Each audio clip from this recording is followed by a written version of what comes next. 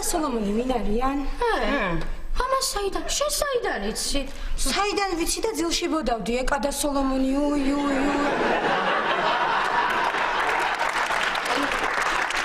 ნუ, ქეთევან, ეხლა ესეც ღლომტია და ვალდებულია იცოდეს.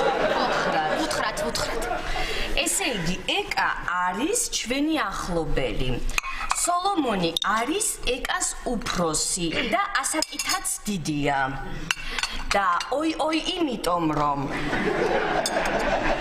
ეკამ და სოლომონმა ღამე ერთად გაატარეს. მერე რა? ვაიმე, ვერ გაიგო ბავშვმა.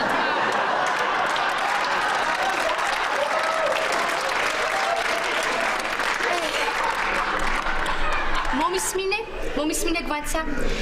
როცა ორ ზრდასრულ ადამიანს მოსწონთ ერთმანეთი, აი ამის შემდეგ ეკას და სოლომონს ჰქონდათ სექსი.